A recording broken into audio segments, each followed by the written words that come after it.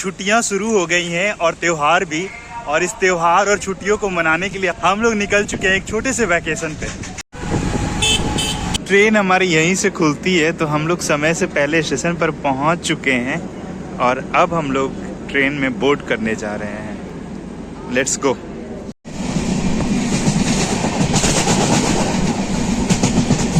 हम लोग जलगांव ऑलरेडी पहुंच चुके हैं और बस में बैठे हुए हैं। मात्र 1 घंटे का डेस्टिनेशन है अजंता केव्स जाने के लिए यहाँ से। एंड लेट्स सी कि शायद बस भर जाए उसके बाद लेके चले। वैसे वो बोले तो हैं कि 5 मिनट में हम चलना शुरू कर रहे हैं।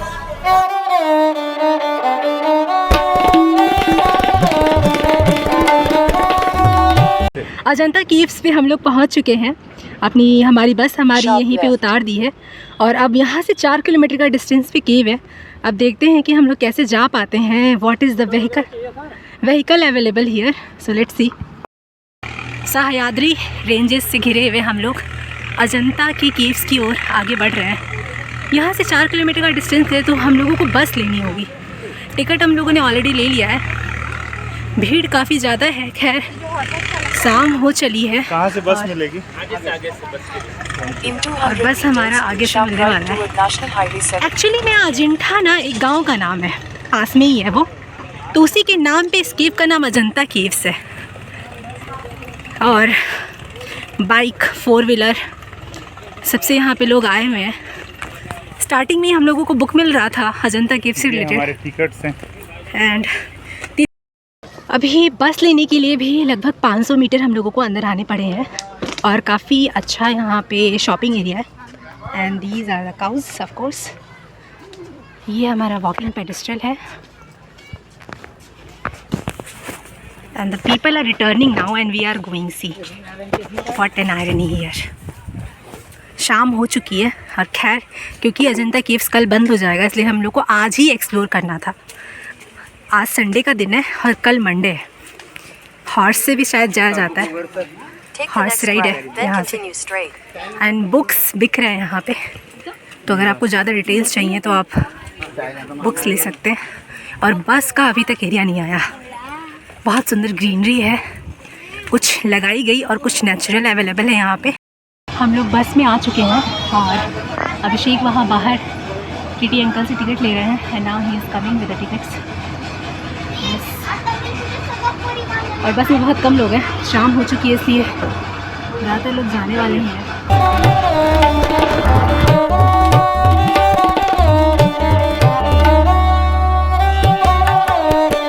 केव के अंदर जाने का थोड़ा लंबा प्रोसेस है। बहुत दूर से आपको ट्रैवल कर फिर आप केव के पास पहुंचते हैं। अभी केव के जाने का रास्ता यहाँ पर लिखा हुआ है, way to go to cave. Thank you so much.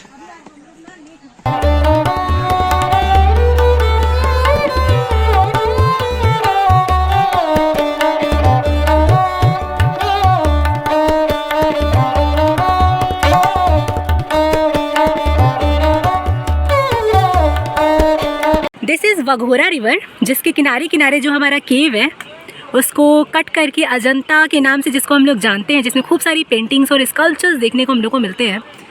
लोग रिवर के पास भी जाके एंजॉय कर रहे हैं। और वो ब्रिज है, शायद उसी ब्रिज से हम लोग की रिटर्निंग हो। 2 नंबर केव तक हम लोगों ने एक्सप्लोर कर लिया है। अंदर में वीडियो बनाना अलाउड नहीं है, बट 2 ही केव देखने के बाद हम लोग को ये रियलाइज़ हो चुका है कि ये दुनिया का one of the most amazing wonders में से एक है। इतने साल पुराने, जब अभी दुनिया को शायद पत्थरों से बस खेलना आता था, उस समय पे पत्थरों को तराशा गया है। तो ये सच में बहुत ही अमेजिंग चीज़ है। ये केव नंबर 6 है। इतने सारे केव्स में ये पहला हम लोगों को केव मिला जो कि 2 तल्ला है। आप देख सकते हैं, ये आपका ग्राउंड फ्लोर हो गया और ये आपका फर्स्ट फ्लोर हो गया। तो इतने मोटे मोटे पिलर्स भी हैं। ये हम लोग अजंता केव्स के केव नंबर 9 में हैं। और जैसा कि हमें पता है कि अजंता केव्स हीनयान और महायान दोनों ही बुद्धिज़्म के सेक्ट को रिप्रेजेंट करते हैं। चलते चलते हम लोग अजंता की केव नंबर 19 पे पहुंच चुके हैं और ये बहुत ही सुंदर और बहुत ही भव्य है। मतलब यहाँ पे स्टोन कार्विंग में सिर्फ बुद्ध को जो दिखाया गया है वो उसकी मूर्ति नहीं है, उसमें इमोशंस हैं। यहाँ पे तो बुद्ध की हर एक मूर्ति में कोई ना कोई इमोशंस, और सबसे ज़्यादा जो उसमें मुझे समझ में आ रहा है वो कंपैशन है। कंपैशनेट बुद्धा को यहाँ पे दर्शाया गया है। तो मैं उन आर्टिस्ट के मन के बारे में सोच रही हूँ। बुद्ध तो एक थे, लेकिन उन सब कलाकारों में जो कि यहाँ पे बौद्ध भिक्षु बन के रहा करते थे, क्योंकि अजंता के बारे में यही कहा जाता है कि यहाँ पर बरसात के मौसम में बौद्ध भिक्षु रहते थे और अपनी क्रिएटिविटी को इन दीवारों पे अपने तराश के पेंटिंग्स के थ्रू प्रदर्शित किया करते थे। और जिस तरीके से उन लोगों ने अपने मन के भाव को, बुद्ध के प्रति समर्पण को मूर्तियों के माध्यम से प्रदर्शित किया, उससे साफ पता चलता है कि वो कितने कोमल हृदय के रहे होंगे। बहुत ही सुंदर है। इसी तरह से नहीं, ऐसे ही नहीं कहा जाता है कि जो बौद्ध धर्म है वो दुनिया का one of the most peaceful religion है, क्योंकि अभी जब शांति की बात ही नहीं हो रही थी, आज इंटरनेशनल लेवल पे हर एक लीडर अपने आप को दिखाना चाहता है कि मैं कितना शांति प्रिय हूँ। मतलब डोनाल्ड ट्रंप से लेके हर एक इंसान की मुझे नोबेल पीस प्राइज़ दिया जाए। उस समय पे जब सब के सब ट्राइब्स एक दूसरे में लड़ मर रहे थे, मतलब सबको ये चाहिए था कि मेरा ट्राइब सबसे आगे हो, उस समय पे एक ऐसा धर्म आता है जो कंपैशन की, दया की, अहिंसा की बात करता है, तो इट्स माइंड ब्लोइंग। इतना साल पहले बहुत सारे, उस समय पे भी हमारे इंडिया में भी बहुत सारे क्षेत्र पे ट्राइबल्स रहा करते थे, लेकिन बुद्ध धर्म और उसकी कला तो अभी भी, यहाँ तक कि ये जो कार्विंग है वो अभी भी उत्कृष्ट कला की श्रेणियों में 21st सेंचुरी में भी काउंट किया जा सकता है। केव नंबर 1 से 18 तक हम लोगों ने बहुत सारे केव एक्सप्लोर किए। जैसे ही हम लोग केव नंबर 19 पे आए हैं तो बहुत अलग आपको देखने में मिलता है। वैसे तो यहाँ पे जो हीनयान के केव्स बहुत सारे थे, और हीनयान के बाद जब महायान का केव, क्योंकि महायान में ना बुद्धिज़्म की बहुत सारी कहानियाँ आ जाती हैं, उसमें बुद्ध की बहुत सारी बोधिसत्वाज आता है। बोधिसत्वाज उनको कहा जाता है जो बुद्ध की पहले उनकी पुनर्जन्म की कहानियों को प्रदर्शित करते हैं, और महायान के लोग इनमें और बहुत सारी अन्य कहानियों में भी विश्वास करते हैं। तो ये कहानियाँ भी उनके इस आर्ट में प्रदर्शित होकर सामने आती हैं, and it looks so beautiful and amazing. जो आपको कब से जंगल दिख रहा है, तो जंगल ये सिर्फ ना इस रॉक को प्रोटेक्ट किया है, बट यहाँ से नदी का स्रोत भी निकलता है। तो आप देख सकते हैं कैसे एक छोटा सा झरना यहाँ पे कंटिन्यूसली गिर रहा है, और बरसात में ये बहुत प्रखर हो जाता है। उस समय पर ये देखने लायक होता है। आप ये फूल को देख सकते हैं, कितना खूबसूरत लग रहा है। बिल्कुल, वो टूट गया होगा। और इस तरीके से तेज बरसात में तेज बहाव में यहाँ पे रास्ते कभी कभी टूट जाते हैं, तो उसको रिकनेक्ट किया जाता है। और आप देख सकते हैं शाम के लगभग 5 बजने वाले हैं, तुरंत केव बंद होने वाला है।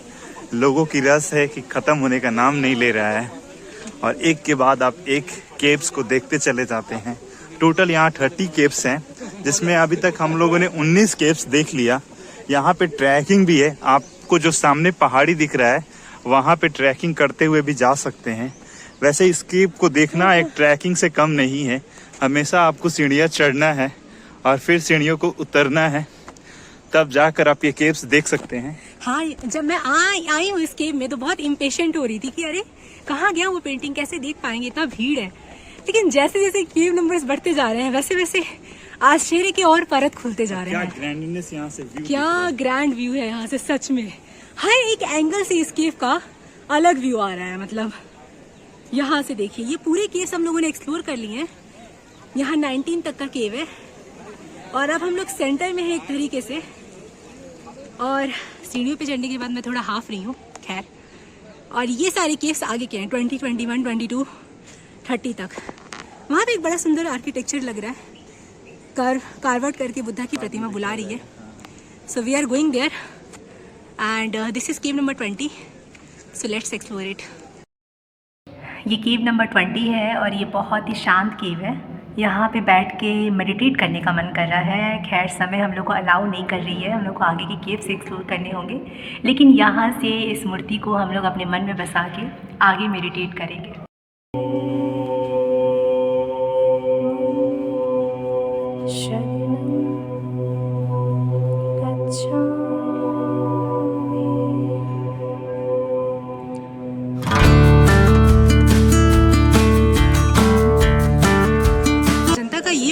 थोड़ा सा अलग है, क्योंकि यहाँ पे ना मूर्ति है और ना ही कोई पेंटिंग है उस तरीके का, स्कल्पचर भी नहीं है। ऐसा लग रहा है कुछ आधा अधूरा सा, छोटा छोटा सा कुछ तो है जो हमें समझ में नहीं आ रहा है। ऐसे ही पत्थर यहाँ पे रखे गए हैं रॉक्स के, और शायद यहाँ पे उन लोगों को सूटेबल ना लगा हो या फिर बना हो और समय ने उसको मिटा दिया हो। जो भी कारण हो, ये केव्स हम लोगों को ऐसे ही देखने को मिलता है।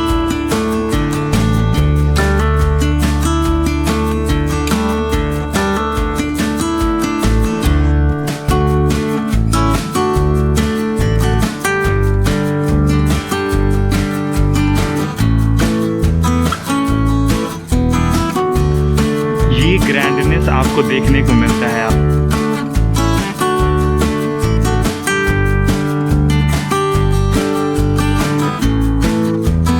जैसा कि आप सारे केव्स का दर्शन किए, यहाँ पे टोटल 30 केव्स हैं, जिसमें से 26 केव्स का आप दर्शन कंटिन्यूअसली लाइन बाय लाइन कर लेते हैं। ये यू शेप में बनाया गया है और 300 केव्स बुद्धिज्म से रिलेटेड है, हीनयान और महायान। जैसे कि आपको हम लोग बार बार बता रहे हैं, एक से बढ़कर एक नक्काशी है यहाँ पर। मतलब आप सोच में पड़ जाएंगे किस तरीके से कारीगर उस केव्स को काट रहे हैं, उस रॉक्स को काट रहे हैं और उन मूर्तियों को एक आकार दे रहे हैं, उन मूर्तियों में भाव डाल रहे हैं, उनमें भावना से भर दे रहे हैं। जब आप देख रहे हो तो उस समय पे आप कनेक्ट कर पा रहे हो उन मूर्तियों से जो कि हजारों साल पहले बना है। और ये सिर्फ केव्स नहीं है, ये एक दर्शन है, एक ये फिलॉसफी है, एक ये हिस्ट्री है, एक ये ज्योग्राफी है, एक ये जूलॉजी है। आप अगर ऊपर जा रहे हैं ट्रैकिंग कर कर वहाँ पे, तो वहाँ से आप एक सुंदर सा सनसेट का नज़ारा ले सकते हैं।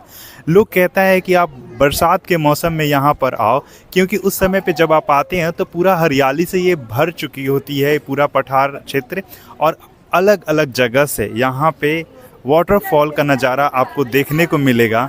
और उस समय पे आपकी आंखें जो हैं वो और बड़ी हो जाती हैं, बिकॉज जो आपके मैन मेड के साथ नेचुरल वंडर्स भर जाते हैं और आप चकित हो जाते हैं। हर वक्त आपको कुछ नया देखने को मिलता है। तो इस प्रकार ये अजंता के हमारे सारे केव्स हैं।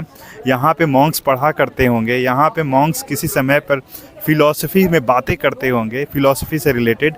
आज यहाँ ये हमारे लिए एक बस टूरिस्ट पॉइंट बनकर रह चुका है। आप अपने बच्चों को यहाँ पे भेजें, उनको सीखने, समझने, जानने के लिए बहुत कुछ मिलेगा। और द आर्ट नेवर डाइज, ये एक बहुत बड़े फिलोसोफर का लाइन है। Just remember, art never dies. हम लोगों ने जिधर से एंट्री ली है, एग्जिट हम लोग को उधर से नहीं करना है। केव नंबर 1 से 8 तक जब हम आते हैं और फिर आगे ऐसे चले जाते हैं, लेकिन जब हम रिटर्न आते हैं तो केव नंबर 8 से ही हम लोग को एग्जिट का पॉइंट मिलता है। कुछ इस तरीके से रास्ते होते हैं, सीढ़ी वगैरह नहीं चढ़ना है। थोड़ा सा हम लोग को रिलैक्स करने का प्रयास किया गया है। यहाँ पे बहुत सारी किताबें मिल रही हैं हम लोगों को। And this is the way for the exit. कितने सुंदर सुंदर फूल है, और सह्याद्री को तो अभी हम लोगों ने अनुभव ही नहीं किया। ये कितनी सुंदर पहाड़ी है, डाइवर्सिटी से भरी हुई। और इसके जो केव के ऊपर भी कितने अलग अलग वृक्ष लगे हुए हैं। यहाँ पे बघोरा रिवर के सबसे नज़दीक हम लोग आ जा रहे हैं, क्योंकि इस ब्रिज को क्रॉस करके ही हम लोग का एग्जिट पॉइंट है। आते वक्त हम लोग को नहीं मिला था ये, बिकॉज हम लोग केव एक्सप्लोर करते हुए आए थे। और यही वो नदी है जो भिक्षुओं को जीवन दायिनी नदी के रूप में कार्य करती होगी। ये है हमारी बघोरा रिवर, जिसके चारों तरफ हमारे केव से यू शेप में। और आप देख सकते हैं शाम हो गई है, कितना सुंदर फोटोजेनिक व्यू आ रहा है इसका। केव से ज़्यादा बेहतर तो ये होगा कि हम लोग यहाँ पे बैठ के मेडिटेट करें। मुझे लगता है बहुत सारे मॉन्क्स जिनको केव में नहीं अच्छा लगता होगा उतना, वो ज़रूर यहाँ पर आके मेडिटेट करते होंगे। और ये घने घने जंगल, और इसी जंगल में 1819 में एक अंग्रेज सोल्जर आया था शिकार करने। और शिकार करते करते जब वो इस नदी के पास आया तो उसको कुछ आश्चर्य से लगा कि अरे यहाँ पे पत्थर हैं, लेकिन थोड़े अलग तरीके के हैं, और थोड़ा सा कार्विंग दिखा उसको बाहर से। और जब वो अंदर गया तो पूरी की पूरी एक दुनिया थी, जो कि कई हजार साल पुरानी दुनिया थी। केव्स की दुनिया, पेंटिंग्स की दुनिया, क्रिएटिविटी की दुनिया। और अब हम लोग एग्जिट कर रहे हैं, लेकिन एग्जिट करने के साथ साथ यहाँ पे आई थिंक यहीं से ट्रेल स्टार्ट होता है, जो आपका व्यू पॉइंट है पूरा का पूरा। लेकिन अभी हम लोग बहुत थक चुके हैं, हम लोग ऊपर नहीं जाने वाले हैं, या फिर यहीं से एग्जिट करना है। Let's see. रात हो चुकी है और यहाँ से भी औरंगाबाद जाने की बसेस हम लोग को मिल जाएंगी, लेकिन हम लोग ऑटो लेके बस स्टॉप पे जा रहे हैं और फिर वहाँ से हम लोग अपना औरंगाबाद का बस पकड़ेंगे, क्योंकि यहाँ जंगल एरिया है और लोकल सजेस्ट कर रहे हैं कि वेट करना ज़्यादा सही नहीं रहेगा। तो इसी रास्ते से हम लोग को खैर जाना है, बट हम लोग जा रहे हैं।